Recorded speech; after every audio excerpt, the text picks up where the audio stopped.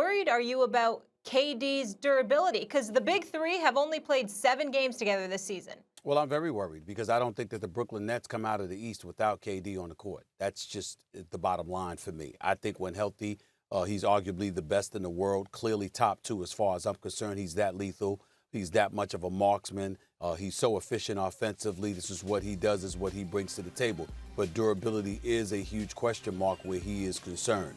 There is no way of getting around that. I saw the knees, Trevor Ariza's knee hit his thigh, so it's reasonable. It's not a calf or anything like that, but still in all, his durability is a question mark. And anything with the lower extremities, anything involving the lower extremities, gives me cause to pause when it comes to Kevin Durant because of what he's coming off of with the 18-month layoff due to the Achilles tear. So I look at it from that perspective, along with the plethora of games that he's missed this year, and I definitely think there is concern because, again, as great as James Harden is, as great as Kyrie Irving is, I do not believe for 1 second that the Brooklyn Nets are coming out of the Eastern Conference without KD on the floor.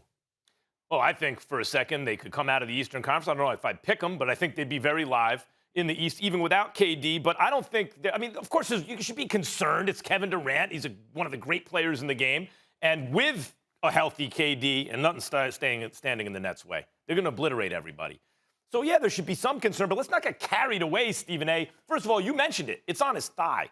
You know, if this was – so at worst, it's indirectly related to an Achilles, kind of, sort of, but not even, because it wasn't like it was a non-contact injury. There was contact. Now, if KD suffered a non-contact injury, and I heard it was his lower hamstring, it was his calf, it was anywhere in that vicinity of the Achilles, and it was non-contact, I'd be like, uh-oh. But if you asked me to start the season, hey, Nets fans, would you sign up for this?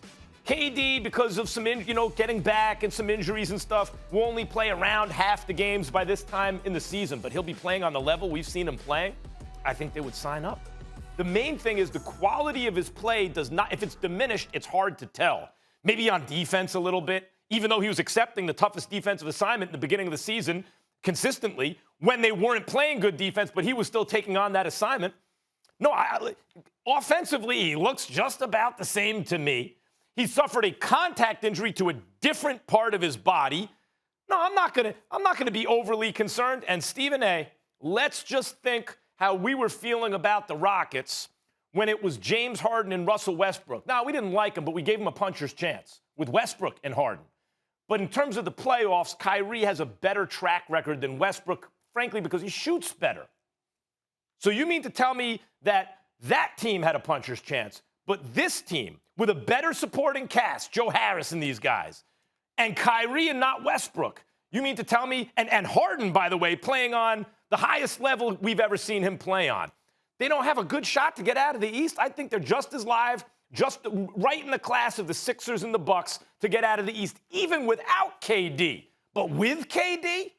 Oh, yeah. Yeah, of course you like the Nets. What I would ask is that if you're going to dance, why don't you at least wait until Tuesday or Wednesday? We're going to end the weekend and come on in the first segment. We're going to start dancing already. Well, I wouldn't pick them, but they're live. Really? That's what we're doing? I'm making a definitive statement. I'm saying that I don't believe they're coming out of the East. I didn't get into the can'ts or whatever the case may be. You could have an any given Sunday mentality when it comes to football. Who's coming out of the East? Hold on. I'm speaking now. Hold on. The point is that you can have an any given Sunday mentality when it comes to football. In basketball, obviously with with James Harden and Kyrie on the floor, you want to say a puncher's chance or better than a puncher's chance. Sure, I'm not going that route. I'm making a statement that I don't believe they're coming out of the East. Now, that could mean, Max, they get to Game 7 of an Eastern Conference Finals and then lose. Does that mean they came out of the East? No, exactly. No, they did not. I'm making a definitive statement. I'm not getting into whether they're live or not. I understand with Kyrie and James Harden on the court, you could potentially beat anybody. I don't believe that they're coming out of the East against anybody, Philadelphia, Milwaukee specifically, without Kevin Durant on the floor. That's what I'm saying. I didn't bring up, are they live? I didn't bring up, they have a chance. I'm saying I don't have them coming out of the East without Kevin Durant on the court. I don't believe they will be representing the East in the NBA Finals. That's my position. Number one, I probably would take the Sixers because what's your answer for Embiid? But it's not like in basketball in the beginning of every season, we have a very good feeling about who it's going to be. There are 2 or 3 teams because basketball is fundamentally determinative in the NBA. You play a best of 7, the team with the best players, it's not like the tournament or the NFL or Major League Baseball where you get freaky kind of upsets the same way in the NBA. So what I'm saying is without KD, that's one of the teams you would identify still as a good shot to come out of the East is the Nets. But that's just one part, Stephen A. The other is we don't have to get crazy alarmed over this injury. As I said, it's not a non-contact injury, and it doesn't look like it's directly related to the Achilles. Like, that could happen to anybody, really. You get a little thigh contusion or whatever, you got to come out of the game. Now, KD's, 7 feet tall. He's a lanky dude. He's never been, brolic. He's not LeBron James. And so that's always been, you could always be concerned about that sort of thing with KD. But my point is, I'm no more concerned about an injury like this now than I would be, 5 years ago with KD. Fair enough. My position is that when he tore his Achilles, it wasn't the first time in his career he was injured and it compromised their postseason. And because he's tall and he's lanky and he's not as durable as, say, a LeBron James, that's a big, big issue. And I think that when you look at the Philadelphia 76ers, the way they defend and the way Joel Embiid has been playing, and the shooters that they surround him with, and the way Tobias Harris has been playing, along with Seth Curry and others. And then you look at the Milwaukee Bucks, who acquired Drew Holiday. You still got the Greek Freak. You still got Middleton. You picked up P.J. Tucker.